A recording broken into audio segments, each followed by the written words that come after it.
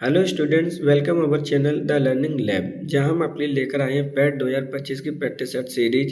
इस practice set series के अंतर्गत प्रत्येक प्रैक्टिस सेट पेपर में 50 क्वेश्चन जीएस के सम्मिलित किए गए हैं। ये जो 50 क्वेश्चन है आपके पैट 2025 का जो न्यू पैटर्न सिलेबस पे उस पर आधारित होंगे, जिसके अंतर्गत राजनीति, इतिहास, ज्योग्राफी, जनरल साइंस और उत्तर प्रदेश स्पेशल से संबंधित सभी क्वेश्चनों को इसके अंतर्गत मेंशन किया गया है। यह प्रैक्टिस सेट सीरीज आपकी आने वाले एग्जाम जो कि कंडक्ट कराया जाना है 6 से 7 सितंबर 2025 को, उसके लिए हेल्पफुल होगी। अगर आपको हमारा कंटेंट पसंद आता है तो वीडियो को लाइक और चैनल को सब्सक्राइब जरूर करें, जिससे कि आने वाली वीडियो का नोटिफिकेशन आपको प्राप्त हो सके। अगर आपको हमें कोई सजेशन देना है तो आप हमें कमेंट बॉक्स में सजेशन दे सकते हैं। तो चलिए देखते हैं आज के पहले प्रैक्टिस सेट पेपर का पहला क्वेश्चन। दक्षिण भारत के किस राजा ने वर्ष 1741 में कोलाचोल की लड़ाई में डच ईस्ट इंडिया कंपनी को हराया था? वीर पांड्या, कट्टाबोम्मन, राजा राज चोल, मार्तंड वर्मा या हैदर अली? तो देखिए यहाँ पे क्या पूछा गया है। दक्षिण भारत के किस राजा ने वर्ष 1741 में कोलाचोल की लड़ाई में किसे हराया है? ईस्ट इंडिया कंपनी यानी जो डच ईस्ट इंडिया कंपनी है उसे हराया है। सही आंसर होगा ऑप्शन नंबर आपका 3, मार्तंड वर्मा ने। निम्नलिखित में से किस नेता को नेताजी के नाम से जाना जाता है?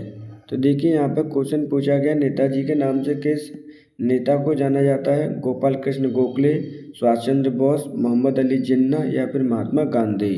सही आंसर होगा ऑप्शन नंबर आपका 2, सुभाष चंद्र बोस। भूचरण में निम्न में से कौन से कारक योगदान देते हैं? केवल वर्षा, निर्माण जैसी मानवीय गतिविधियाँ, केवल निर्माण जैसी मानव गतिविधियाँ और पशु का अतिचारण, केवल हवा और वर्षा, निर्माण जैसी गतिविधियाँ, पशुचारण और वर्षा और हवा।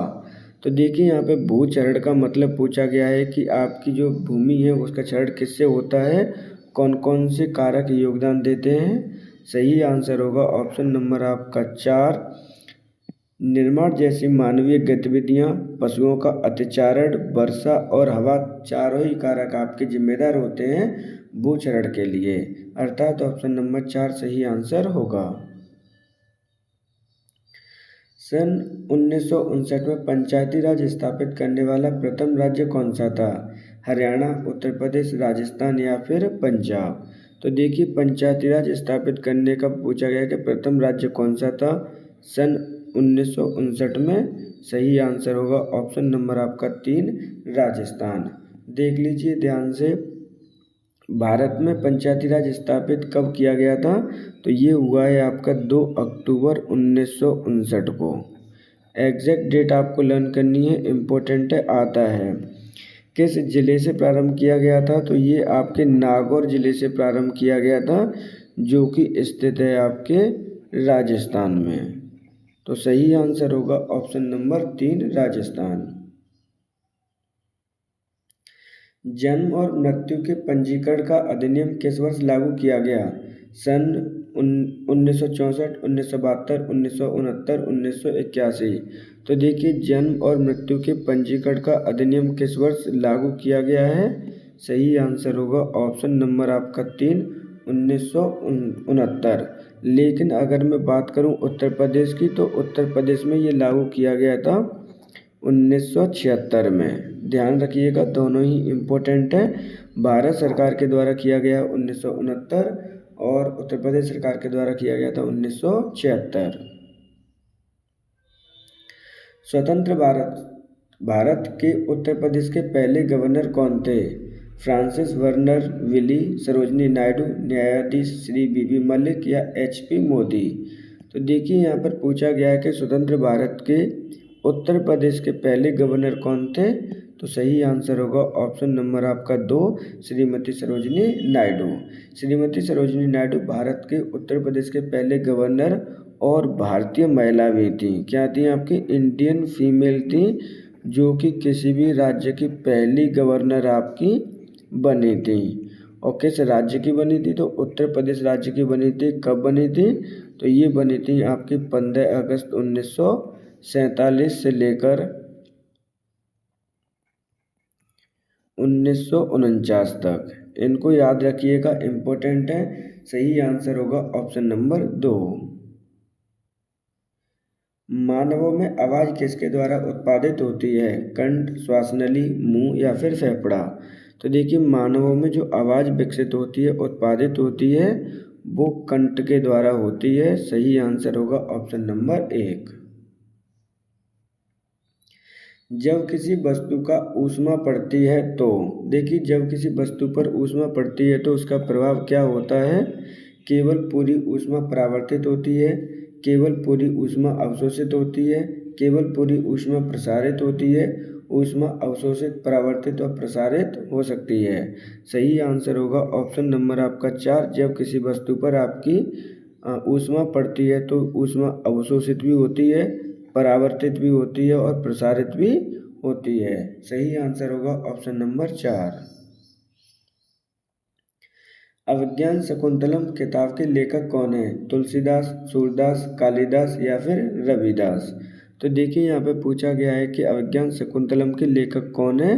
तो सही आंसर होगा ऑप्शन नंबर आपका 3, कालिदास। कालिदास जी के द्वारा अभिज्ञान शकुंतलम पुस्तक लिखी गई है। ये आपके गुप्त डायनेस्टी, यानी जब आपका गुप्त काल चल रहा था उस समय के आपके राइटर थे, यानी लेखक हैं। जबकि अदर ऑप्शन देख लीजिए, तुलसीदास जी के द्वारा जो पुस्तक लिखी गई है, जो फेमस पुस्तक है, वो है आपकी रामचरितमानस। सूरदास जी के द्वारा जो पुस्तक लिखी गई है वो है आपकी सूरसागर। इम्पोर्टेंट है, ये सभी आपसे अक्सर करके पूछ ली जाती हैं। सही आंसर होगा ऑप्शन नंबर 3। अभिज्ञान शकुंतलम के राइटर कौन है? कालिदास। श्रीमती एन राजम एक का संबंध निम्नलिखित में से किस वाद्य यंत्र से है? सितार, वायलिन, तानपुरा या फिर बांसुरी? तो देखिए, यहाँ पर आपसे पूछा गया है कि श्रीमती एन राजम का संबंध निम्नलिखित में से किस वाद्य यंत्र से है? सही आंसर होगा ऑप्शन नंबर आपका 2। इनका संबंध वायलिन से है। विश्व जूनियर एथलेटिक्स में स्वर्ण पदक जीतने वाली पहली भारतीय महिला कौन है? हिमा दास, हिना सिंधु, सीमा पुनिया या फिर द्युति चंद्र? तो देखिए, विश्व जूनियर एथलेटिक्स में स्वर्ण जीतने वाली पहली भारतीय महिला कौन बनी है? तो सही आंसर होगा ऑप्शन नंबर 1, हिमा दास।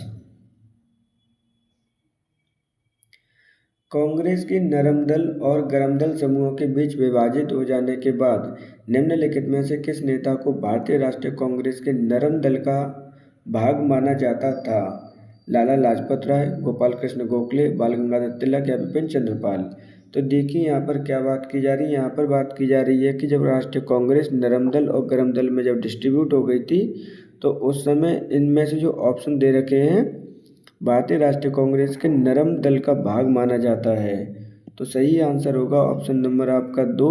गोपाल कृष्ण गोखले को नरम दल का भाग माना जाता है, जबकि आपके लाला लाजपत राय, बाल गंगाधर तिलक और विपिन चंद्रपाल गरम दल के नेता हैं। इनका डिस्ट्रीब्यूशन कब हुआ था? तो इनका डिस्ट्रीब्यूशन हुआ था आपका 1907 में, जब कांग्रेस डिस्ट्रीब्यूट हो गई थी, टूट गई थी। इसमें नरम दल और गरम दल में ये विभाजित हो गए थे। सही आंसर होगा ऑप्शन नंबर 2, गोपाल कृष्ण गोखले, दादा भाई नौरोजी, महात्मा गांधी, ये सभी आपके नरम दल के नेता माने जाते हैं, जबकि लाला लाजपत राय, बाल गंगाधर तिलक, विपिन चंद्रपाल गरम दल के नेता माने जाते हैं। निम्नलिखित में से गलत मिलान को पहचान कीजिए। तो देखिए, यहाँ पर डायरेक्टली आपसे पूछा गया है कि कौन सा इनमें गलत मिलान है। फाउंटेन पेन के आविष्कार लुइस एडमंड वाटरमार्क हैं। Ammeter Jack Ryson Jensen, barometer Evangelista, animation Emil Ronald? तो सही आंसर होगा ऑप्शन नंबर आपका 2। अमीटर का डिस्कवर या खोज करता है आविष्कर्ता जैक रायसन जेनसन ना होकर कौन है आपके? फ्रेडरिक डेस्कलेटर हैं आपके। क्या है? फ्रेडरिक, लर्न कर लीजिए, इम्पोर्टेंट है। यानी इसकी खोज किसने की थी? फ्रेडरिक ने की थी। कब की थी? 1854 में, सॉरी 1884 में। सही आंसर होगा ऑप्शन नंबर 2, जो कि यहाँ पर गलत मिलान है। भारत दुनिया में कौन सा सबसे बड़ा फल उत्पादक है? दूसरा, तीसरा, चौथा या पांचवा? तो भारत दुनिया का सबसे कौन सा बड़ा फल उत्पादक राज्य है या फिर प्रोडक्शन करता है? सही आंसर होगा ऑप्शन नंबर 1, दूसरे नंबर का भारत है। जबकि प्रथम स्थान पर किसका स्थान है? तो प्रथम स्थान पर आपका चाइना है और दूसरे स्थान पर आपका इंडिया है फल प्रोडक्शन में। सही आंसर होगा ऑप्शन नंबर आपका 1। पोर्ट ब्लेयर की राजधानी है अंडमान एवं निकोबार द्वीप समूह, दादर एवं नगर हवेली, पुडुचेरी या फिर लक्षद्वीप। तो देखिए यहाँ पर पूछा गया है कि पोर्ट ब्लेयर किसकी राजधानी है? सही आंसर होगा ऑप्शन नंबर आपका 1, अंडमान एवं निकोबार द्वीप समूह की राजधानी है पोर्ट ब्लेयर। अवध की रियासत में उस प्रसिद्ध योद्धा का नाम क्या है जिन्होंने 1857 के विद्रोह में अंग्रेजों के साथ होने वाली लड़ाई में भाग लिया था? बेगम हजरत महल, बेगम रजिया सुल्तान, बेगम जहां आरा, बेगम मेहरुन्निसा। तो देखिए यहाँ पर 1857 की लड़ाई में विद्रोह में अंग्रेजों के साथ होने वाली लड़ाई में पार्टिसिपेट किया था। कहाँ से किया था? अवध की रियासत से। तो सही आंसर होगा ऑप्शन नंबर आपका 1, बेगम हजरत महल। बेगम हजरत महल आपकी अवध की रानी थी। अगर अवध की जगह आपका लखनऊ ऑप्शन में भी आता है तब भी आपका आंसर रहेगा बेगम हजरत महल। अंग्रेजों के खिलाफ बड़े पैमाने पर विद्रोह बेल्लूर विद्रोह किस वर्ष किया गया? 1812, 1806, 1818, 1813। तो देखिए यहाँ पे अंग्रेजों के खिलाफ एक बड़ा युद्ध हुआ था या फिर विद्रोह हुआ था जिसे हम बेल्लूर विद्रोह कहते हैं। ये कब हुआ है? तो सही आंसर होगा ऑप्शन नंबर 2, 1806 में। 1817 में चंपारण सत्याग्रह किस राज्य में प्रारंभ किया गया था? पंजाब, उत्तर प्रदेश, बिहार या फिर हरियाणा। तो देखिए यहाँ पे मोस्ट इम्पोर्टेंट क्वेश्चन है, इसको डिटेल समझना है। आपका चंपारण सत्याग्रह किस राज्य में पूछा गया है? सही आंसर होगा ऑप्शन नंबर 3, बिहार राज्य में। कब हुआ था सत्याग्रह? तो ये हुआ था आपका 1917 में। किनके द्वारा किया गया था? तो ये किया गया था आपका महात्मा गांधी जी के द्वारा। अब देखिए यहाँ पे एक एक पॉइंट इम्पोर्टेंट है। यहाँ पर क्या प्रॉब्लम थी? महात्मा गांधी जी को किसने इनवाइट किया था आने के लिए? तो उनको किया था आपके राजकुमार शुक्ल ने। इनका नाम भी आपको लर्न करना उतना ही इम्पोर्टेंट है जितना महात्मा गांधी का। तो महात्मा गांधी को इनवाइट किया था चंपारण आने के लिए राजकुमार शुक्ल ने। कब किया गया था? 1917 में। क्या प्रॉब्लम थी यहाँ पे? तो यहाँ पर एक सिस्टम था 3 कटिया पद्धति। ये जो मोस्ट इम्पोर्टेंट है आपकी 3 कटिया पद्धति के विरोध में यहाँ पर सत्याग्रह किया गया था। ये क्या था? तो यहाँ के जो जमींदार हुआ करते थे 3/20 भाग में नील की खेती करने के लिए क्या करते थे? मजबूर करते थे किसान भाइयों को, इसलिए उन्होंने हड़ताल कर दी। इसलिए आपका चंपारण सत्याग्रह किया गया था जिससे कि नील की खेती की कोई भी मजबूरी ना रहे। सही आंसर होगा ऑप्शन नंबर 3, बिहार राज्य। औद्योगिक और पुष्प उत्पादन के लिए निम्नलिखित में से किस क्षेत्र पर ध्यान केंद्रित नहीं किया जाता? बीज खेत, साधारण मत्स्य पालन की कार्य प्रणालियों को बढ़ावा देना, मधुमक्खी पालन, ऊतक संवर्धन प्रयोगशालाएं। तो देखिए यहाँ पर क्या बोला गया है? औद्योगिक एवं पुष्प उत्पादन के लिए निम्नलिखित में से किस क्षेत्र पर ध्यान केंद्रित नहीं किया जाता? तो देखिए यहाँ पे पुष्प उत्पादन की बात की जा रही है, औद्योगिक की बात की जा रही है। तो सही आंसर होगा ऑप्शन नंबर आपका 2, संधारणीय मत्स्य पालन की कार्य प्रणाली को बढ़ावा देना, क्योंकि मत्स्य पालन में आपका कोई भी पुष्प उत्पादन नहीं है। सही आंसर होगा ऑप्शन नंबर 2। निम्नलिखित में से किस मृदा की ढुलाई गुरुत्वाकर्षण द्वारा होती है? बतौड़ मृदा, जलोढ़ मृदा, मिश्रोदक मृदा या फिर हिमनद मृदा। तो देखिए यहाँ पे बात की जा रही है किस मृदा की ढुलाई गुरुत्वाकर्षण द्वारा की जाती है? सही आंसर होगा ऑप्शन नंबर आपका 4, हिमनद मृदा द्वारा। क्योंकि देखिए जो हिमनद मृदा है इसका मतलब है कि ये मृदा फ्लो करती है रिवर की, जो आपकी बर्फ़ की रिवर होती है, आइस रिवर होती है, वो किसके कारण मूवमेंट करती है? ग्रेविटी के कारण आपकी मूवमेंट करती है। सही आंसर होगा ऑप्शन नंबर 4। प्रस्तावना में न्याय, सामाजिक, आर्थिक और राजनीतिक का आदर्श वाक्य किससे लिया गया है? 1835 के शासन, भारत सरकार अधिनियम, रूसी क्रांति, फ्रांसीसी क्रांति, आयरिश क्रांति। तो देखिए यहाँ पे क्या बात की जा रही है। प्रस्तावना में आपके सामाजिक, आर्थिक और राजनीतिक न्याय आदर्श वाक्य किससे संबंधित है? तो सही आंसर होगा ऑप्शन नंबर आपका 3, फ्रांसिस क्रांति। फ्रांसीसी क्रांति कब हुई थी? तो ये हुई थी आपकी 14 जुलाई 1789 में। ध्यान रखिएगा, इम्पोर्टेंट है, कई बार क्वेश्चन डायरेक्टली पूछे भी जाते हैं। सही आंसर होगा ऑप्शन नंबर 3। 1948 में संविधान सभा में भाषाई प्रांत की नियुक्ति की जिसका नेतृत्व किसके द्वारा किया गया था? न्यायमूर्ति एस.के. दर, जवाहरलाल नेहरू, पट्टाभी सीताराम भैया या सरदार वल्लभ भाई पटेल। तो देखिए यहाँ पे क्या बोला गया है, संविधान सभा में भाषाई प्रांत आयोग की नियुक्ति की गई थी। किसका नेतृत्व किसके द्वारा किया गया था? कब नियुक्ति की गई थी? तो 1848 में। किसके द्वारा की गई? तो राष्ट्रपति राजेंद्र प्रसाद जी के द्वारा की गई थी। नंबर 1। किसको अध्यक्ष बनाया गया था भाषाई आधार पर? तो सही आंसर होगा ऑप्शन नंबर 1, न्यायमूर्ति एस.के. दर को बनाया गया था। वस्तु एवं सेवा कर को कितने घटकों में विभाजित किया गया है? 1, 2, 3 या फिर 4? तो देखिए, वस्तु एवं सेवा कर को कितने घटकों में डिवाइड किया गया है? सही आंसर होगा ऑप्शन नंबर आपका 3 घटकों में डिवाइड किया गया है। एक एक करके पॉइंट टू पॉइंट समझते हैं जीएसटी के बारे में। वस्तु एवं सेवा कर किस प्रकार का कर है? तो ये पहले तो नंबर 1 इनडायरेक्ट कर है आपका, अप्रत्यक्ष टैक्स है आपका। कितने भागों में डिवाइड किया गया है? तो ये आपका 3 भाग में डिवाइड किया गया है। नंबर 1 कौन कौन से विभाग है वो समझ लीजिए, क्योंकि यहाँ से क्वेश्चन आपके आने ही आने हैं। इसे हम क्या बोलते हैं? जीएसटी कहते हैं। तो एक तो ये सेंट्रल लेवल पे लगती है, दूसरी जीएसटी लगती है आपके स्टेट लेवल पे, और तीसरी जीएसटी लगती है आपके आई यानी स्टेट और केंद्र सरकार के मध्य में। इस प्रकार आपका 3 भागों में डिवाइडेड किया गया है। बात करते हैं सबसे पहले जीएसटी कहाँ पर लागू किया गया था? तो सबसे पहले जीएसटी लागू किया गया था आपके फ्रांस में 1954 में। उसके बाद भारत के संदर्भ में अगर मैं बात करूं तो भारत में कब प्रारंभ किया गया था? तो भारत में ये किया गया था 101वें संविधान संशोधन के द्वारा लाया गया था, जिसे 1 जुलाई 2017 से पूरे भारत में लागू कर दिया गया था। सही आंसर होगा ऑप्शन नंबर आपका 3 आपके घटकों में डिवाइड किया गया है वस्तु एवं सेवा कर को। सही आंसर होगा ऑप्शन नंबर 3।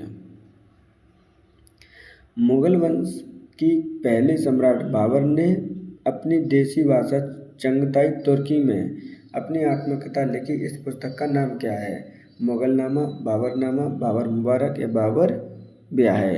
तो देखिए यहाँ पे क्या बोला गया है, मुगल वंश के पहले सम्राट बाबर ने अपनी देसी भाषा में, कौन सी भाषा थी उसकी? तुर्की भाषा थी, आत्मकथा लिखी थी।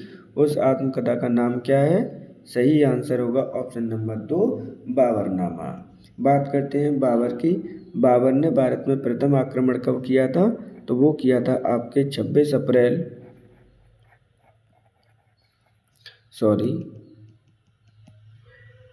सही आंसर होगा आपका बाबरनामा।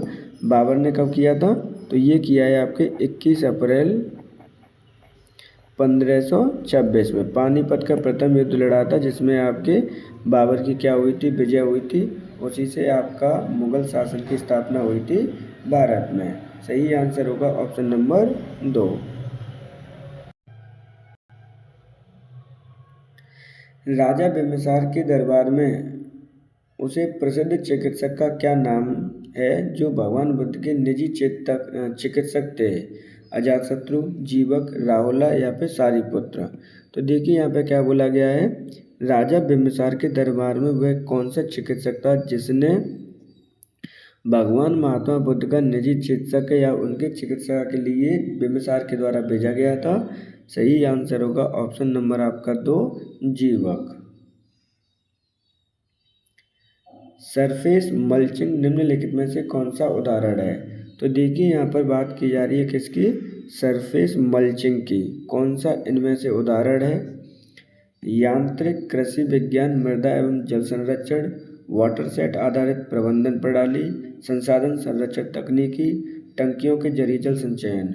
तो सही आंसर होगा ऑप्शन नंबर आपका एक, यांत्रिक एवं कृषि विज्ञान, मृदा तथा जल संरक्षण।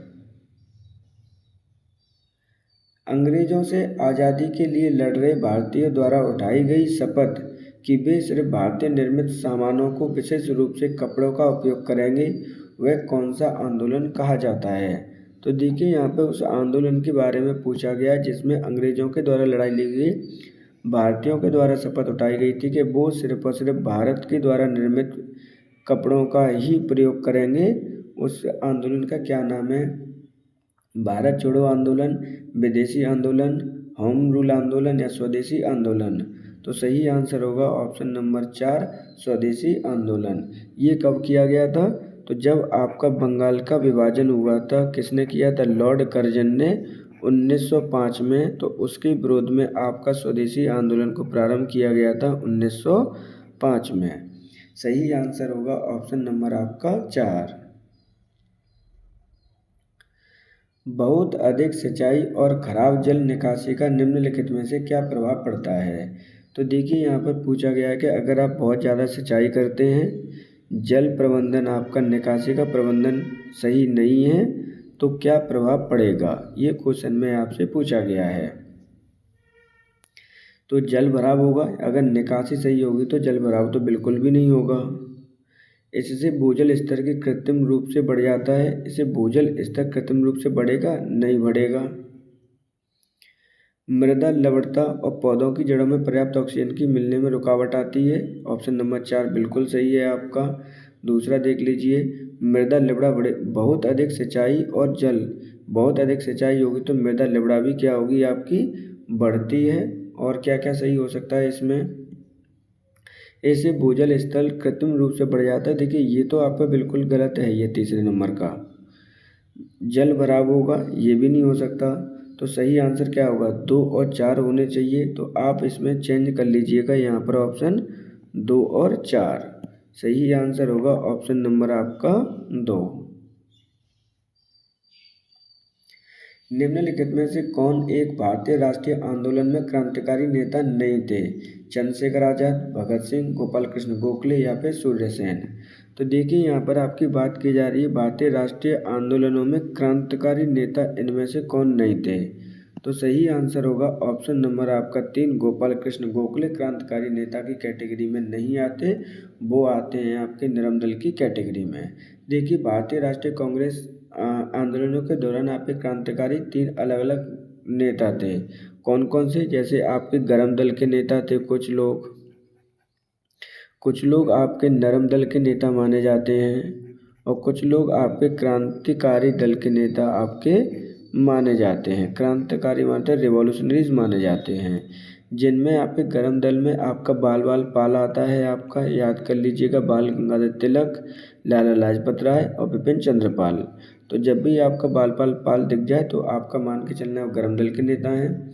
नरम दल के नेता में आपके गोपाल कृष्ण गोखले, दादा भाई नौरोजी, महात्मा गांधी ऐसे नेता आए हैं। क्रांतिकारियों में आपके आज़ाद सिंह, भगत सिंह, सूर्य सेन, चंद्रशेखर आज़ाद, ये सब लोग आते हैं क्रांतिकारी में। तो क्वेश्चन में पूछा गया था कौन सा क्रांतिकारी नेता नहीं है, तो सही आंसर होगा गोपाल कृष्ण गोखले, क्योंकि इनका संबंध आपके नरम दल से है। सिपाही विद्रोह किस वर्ष हुआ था, 1920, 1857, 1842, 1935। तो देखिए यहाँ पे सिपाही विद्रोह की बात की जा रही है, किस वर्ष हुआ था। सही आंसर होगा ऑप्शन नंबर आपका 2, 1857 में। बात कर लेते हैं 1857 में कब प्रारंभ किया गया था। तो ये लड़ाई प्रारंभ हुई थी आपकी 10 मई 1857 को। इसे हम भारत का प्रथम स्वतंत्रता संग्राम के नाम से भी जानते हैं। अलग अलग भारत के कई राज्यों में हुआ था, कई जगहों पर हुआ था, अलग अलग लोगों ने इसका नेतृत्व किया था। जो सबसे ज़्यादा इम्पोर्टेंट है कि स्टार्ट किसने किया था, तो वो हैं आपके मंगल पांडे। इनको आपको लर्न करना ही करना है, ध्यान रखिएगा। तो सही आंसर होगा ऑप्शन नंबर आपका 2। किस वर्ष संविधान का संशोधन सर्वप्रथम किया गया था? 1947, 1953, 1951, 1957। तो देखिए किस वर्ष संविधान का संशोधन किया गया था? सर्वप्रथम संविधान संशोधन कब किया गया था? अर्थात आपका पहला संविधान संशोधन किया गया होगा। सही आंसर है ऑप्शन नंबर आपका 3। 1951 में प्रथम संविधान संशोधन किया गया था। किसके द्वारा किया गया था? तो आपका जवाहरलाल नेहरू के द्वारा किया गया था। उन्हीं की सरकार के अंतर्गत में ये किया गया है। इस चीज़ को भी आपको याद रखना है। सही आंसर होगा ऑप्शन नंबर आपका 3।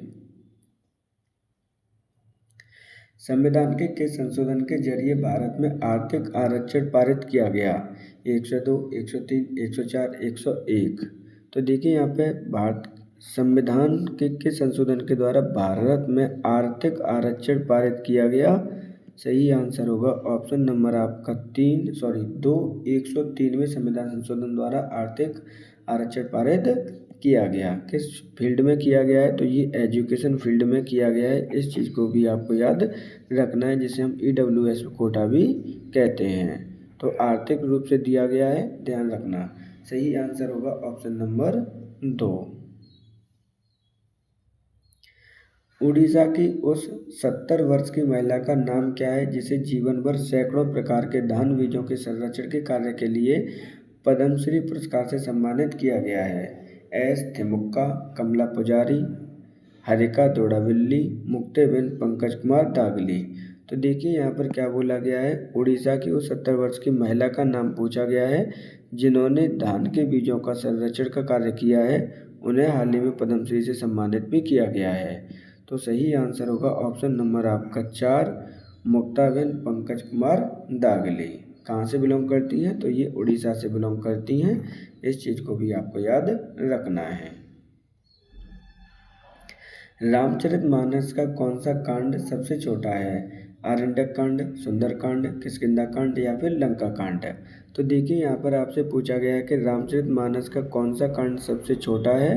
तो सही आंसर होगा ऑप्शन नंबर आपका 3, किष्किंधा कांड सबसे छोटा है।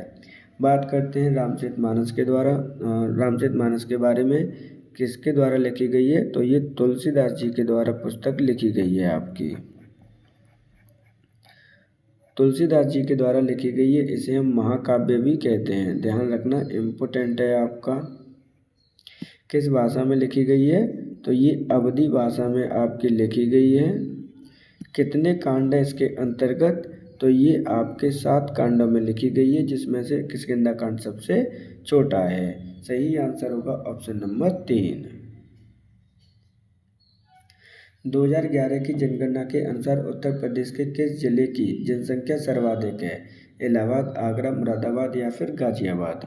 तो देखिए यहाँ पे क्या पूछा गया? 2011 की जनगणना के अनुसार उत्तर प्रदेश के किस जिले की जनसंख्या सर्वाधिक है? तो सही आंसर होगा ऑप्शन नंबर आपका 1, इलाहाबाद जिले की सबसे अधिक जनसंख्या है। अब बात करते हैं इलाहाबाद की। तो इलाहाबाद का नाम परिवर्तन करके क्या कर दिया गया है? प्रयागराज कर दिया गया है, जो कि कहाँ पर स्थित है? तो ये स्थित है आपके संगम पर, यानी गंगा और यमुना के संगम पर आपका स्थित है प्रयागराज। इस चीज़ को भी आप याद रखेंगे। इसी साल प्रयागराज में 2025 में महाकुंभ का आयोजन भी किया गया है। इस चीज़ को आप विशेष तौर पर लर्न करेंगे। सही आंसर होगा ऑप्शन नंबर 1। हंटर आयोग ने किसके विकास पर अधिक बल दिया? प्राथमिक शिक्षा, माध्यमिक शिक्षा, स्त्री शिक्षा या फिर तकनीकी शिक्षा? तो देखिए यहाँ पर क्या बात की जा रही है कि हंटर आयोग का संबंध किससे है या किसके विकास पर अधिक बल दिया था? सही आंसर होगा ऑप्शन नंबर 1, प्राथमिक शिक्षा पर। अब हंटर आयोग का गठन कब किया गया था? तो ये किया गया है आपके 1882 में। किसके द्वारा किया गया था? तो ये किया गया, देखिए यहाँ पर किसका शासनकाल था? तो यहाँ पे लॉर्ड रिपन का शासनकाल था। इनको लर्न करना बहुत ज़्यादा इम्पोर्टेंट है। इनके कई ऐसे काम थे जो भारतीयों के लिए, संविधान निर्माण के लिए, भारतीय समाज के लिए भी बहुत ज़्यादा इम्पोर्टेंट साबित हुए थे।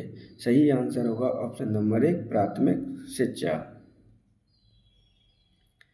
घुन और केंचुए जैसे अन्य जीवों के अपशिष्ट या मृत शरीर को खाने वाले जीवों को क्या कहा जाता है? सर्वाहारी, अपघटक, मांसाहारी या अपरदभोजी? तो देखिए यहाँ पे क्या है कि घुन और जो केंचुए हैं, जीवों के अपशिष्ट या मृत शरीर को खाने वाले जीवों को क्या कहा जाता है? सही आंसर होगा ऑप्शन नंबर आपका 2, अपघटक इन्हें कहा जाता है, डिकम्पोजर इन्हें कहा जाता है। ये पर्यावरण के लिए हेल्पफुल होते हैं क्योंकि ये मृत शरीर और अपशिष्टों को पर्यावरण से मुक्त कर देते हैं। सही आंसर होगा ऑप्शन नंबर यहाँ पे 2, अपघटक। निम्नलिखित में से किस जाति में बाह्य निषेचन होता है? मुर्गी, बिल्ली, मेंढक या फिर आपका सांप? तो देखिए यहाँ पे क्या है कि निम्नलिखित में से किस जाति में आपका बाह्य निषेचन होता है? सही आंसर होगा ऑप्शन नंबर आपका 3, मेंढक में आपका बाह्य निषेचन होता है। अब बात करते हैं निषेचन के बारे में, फर्टिलाइजेशन के बारे में। तो ये आपका 2 प्रकार का होता है, आंतरिक निषेचन और बाह्य निषेचन। आंतरिक निषेचन का मतलब होता है कि बॉडी के अंदर होना, और बाह्य निषेचन का मतलब है बॉडी के बाहर होना। तो जितने भी आपके स्तनधारी होते हैं उनका निषेचन आंतरिक निषेचन होता है, जबकि अदर जो होते हैं उनका बाह्य निषेचन होता है। इसमें जो निषेचन होना है वो मेंढक का होता है। किसके कारण होता है? तो ये टेम्परेचर पर डिपेंड करता है। किस पर डिपेंड करता है? टेम्परेचर पर डिपेंड करता है। इस चीज़ को भी आपको याद करना है। सही आंसर होगा ऑप्शन नंबर यहाँ पे 3, मेंढक। भारत में राष्ट्रीय उपभोक्ता दिवस कब मनाया जाता है? 24 नवंबर, 24 जनवरी, 24 दिसंबर या फिर 24 अप्रैल? तो देखिए यहाँ पे क्या बात की जा रही है, कंज्यूमर डे की बात की जा रही है कि राष्ट्रीय उपभोक्ता दिवस कब मनाया जाता है। सही आंसर होगा ऑप्शन नंबर आपका 1, 24 नवंबर को विश्व कंज्यूमर दिवस मनाते हैं। सही आंसर होगा ऑप्शन नंबर 1। प्रवासी भारतीय दिवस सम्मेलन 2025 का आयोजन कहाँ किया गया? उड़ीसा, मध्य प्रदेश, उत्तर प्रदेश या फिर तमिलनाडु? तो देखिए यहाँ पर इम्पोर्टेंट क्वेश्चन है, ध्यान रखना।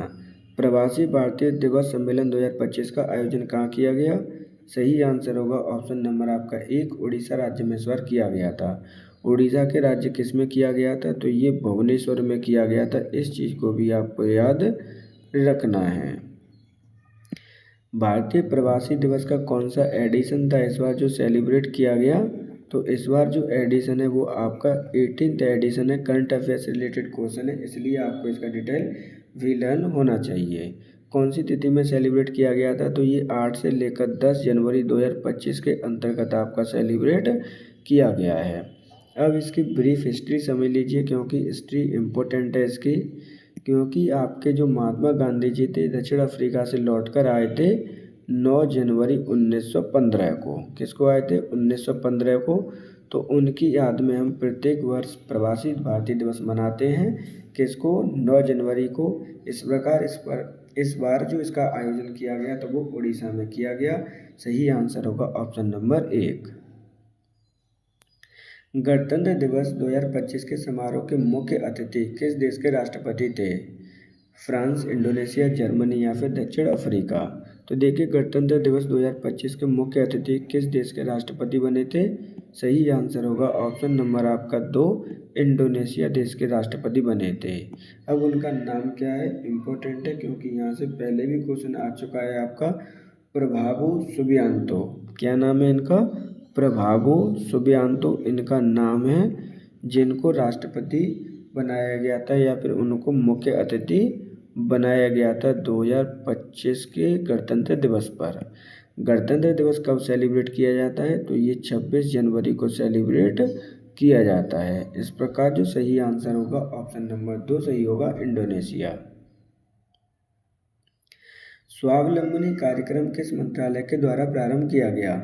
कौशल विकास एवं उद्यमिता मंत्रालय, गृह मंत्रालय, शिक्षा मंत्रालय या फिर रक्षा मंत्रालय? तो देखिए यहाँ पर स्वावलंबनी कार्यक्रम किस मंत्रालय के द्वारा प्रारंभ किया गया? सही आंसर होगा ऑप्शन नंबर 1, कौशल एवं विकास और उद्यमिता मंत्रालय के द्वारा प्रारंभ किया गया है स्वावलंबनी कार्यक्रम। अब स्वावलंबनी कार्यक्रम का उद्देश्य क्या है ये भी आपका इम्पोर्टेंट है। तो इसके अंतर्गत आपको ट्रेनिंग दी जाएगी। अब किन्हें ट्रेनिंग दी जाएगी? तो फीमेल को ट्रेनिंग दी जाएगी, नंबर 1 पॉइंट।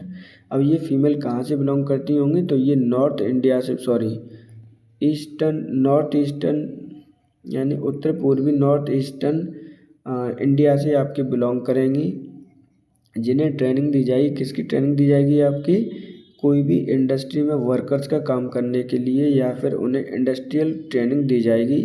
इस चीज़ को भी आप याद रखेंगे। सही आंसर होगा ऑप्शन नंबर 1। भारत के पहले बायोपॉलिमर प्लांट की आधारशिला कहाँ रखी गई? लखीमपुर खीरी, बलरामपुर, कानपुर या फिर लखनऊ। मोस्ट इम्पोर्टेंट क्वेश्चन है आपका। भारत के पहले बायोपॉलिमर प्लांट की आधारशिला कहाँ पर रखी गई है?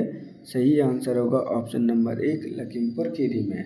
लखीमपुर खीरी कहाँ पर स्थित है? तो ये उत्तर प्रदेश का सबसे बड़ा जिला है। इस चीज़ को भी आपको याद रखना है। एरिया वाइज सबसे बड़ा जिला है आपका लखीमपुर खीरी।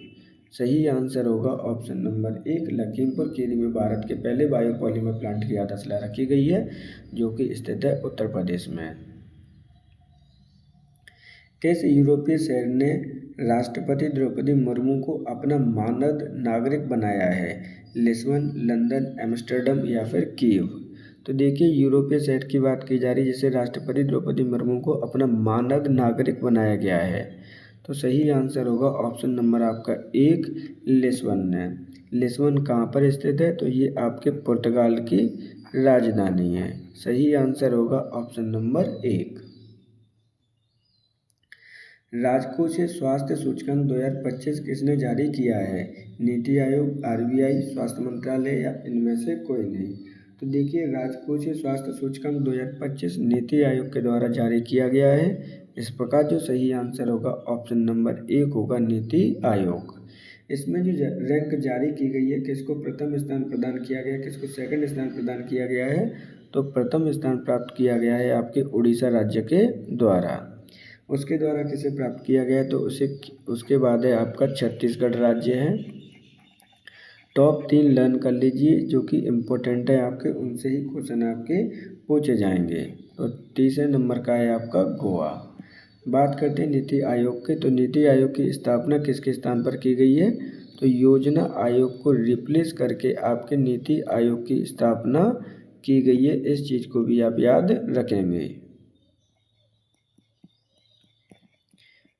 इसको रिप्लेस किया गया था। कब किया गया? तो ये किया गया है आपका 1 जनवरी 2015 को। तो स्थापना कब हुई है? 1 जनवरी 2015 को। किसकी? नीति आयोग की। अध्यक्ष कौन होता है? तो वर्तमान में जो इसका PM होता है वही इसका अध्यक्ष होगा।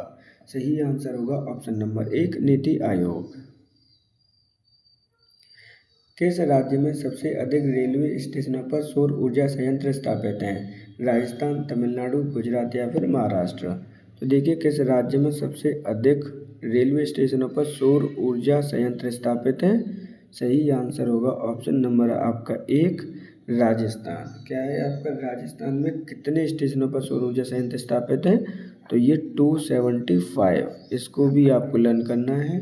सही आंसर होगा ऑप्शन नंबर आपका 1 राजस्थान। अब राजस्थान के बारे में बात कर लेते हैं। राजस्थान की राजधानी क्या है? तो राजस्थान की राजधानी है आपकी जयपुर, जिसे हम पिंक सिटी के नाम से भी जानते हैं। भारत का सबसे बड़ा आपका राज्य है एरिया वाइज, ये भी आपको याद रखना है। सबसे बड़ा राज्य है आपका राजस्थान, किसके बाद? Area wise. CM कौन है? तो भजन लाल शर्मा यहाँ के CM है।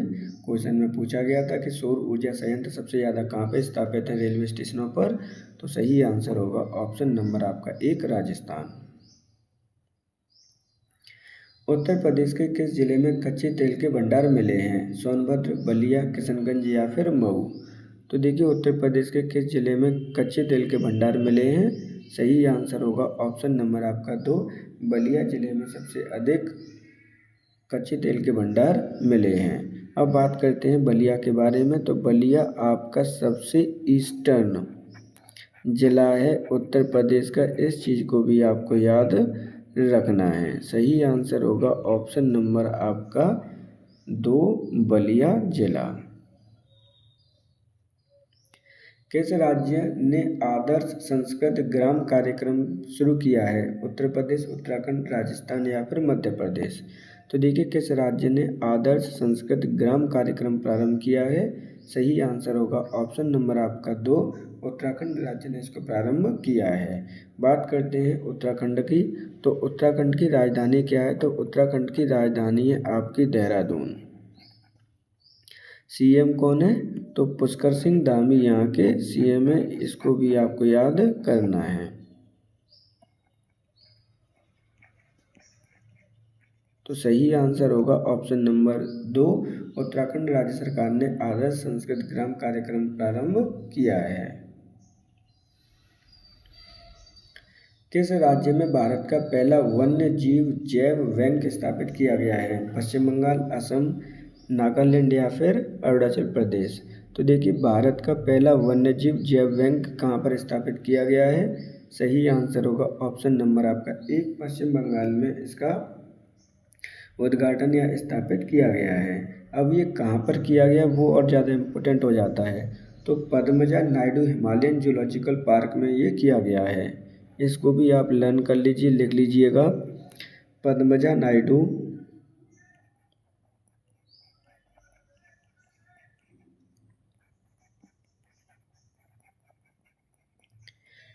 हिमालयन जूलॉजिकल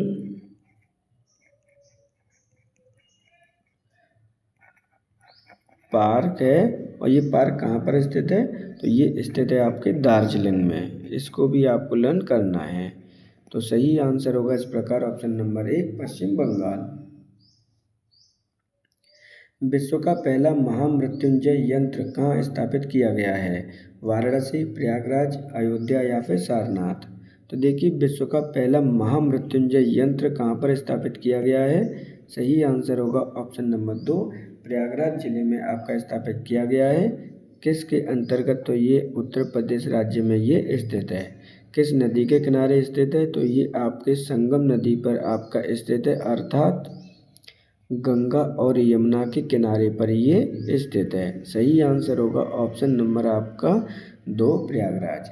इस प्रकार हमारे पैट सीरीज के आज के 50 क्वेश्चन यहाँ पर कंप्लीट होते हैं। आपसे रिक्वेस्ट है कि अगर आपको कंटेंट पसंद आता है तो वीडियो को लाइक और चैनल को सब्सक्राइब जरूर कीजिए, जिससे कि आने वाले वीडियो का नोटिफिकेशन आपको प्राप्त हो सके। आपके लिए बहुत जल्द ही आपका टॉपिक वाइज करंट अफेयर्स आपके लेके आने वाले हैं हम, जिसमें आपका इंडेक्स ऑलरेडी कंप्लीट हो चुका है, जिसमें 2025 के करंट अफेयर्स इन्वॉल्व हैं। इंडेक्स और रिपोर्ट्स का वीडियो ऑलरेडी उपलब्ध है, आप उसे जाकर देख सकते हैं। जो करंट अफेयर्स की सीरीज होगी वो स्पेशली आपकी पैट 2025 और एसआई 2025 की यूपीएसआई 2025 को ध्यान में रखते हुए आपका निर्माण की जाएगी, जिससे कि फ्यूचर में भी आपके काम आ सके। आज के लिए इतना ही। आप सभी को धन्यवाद।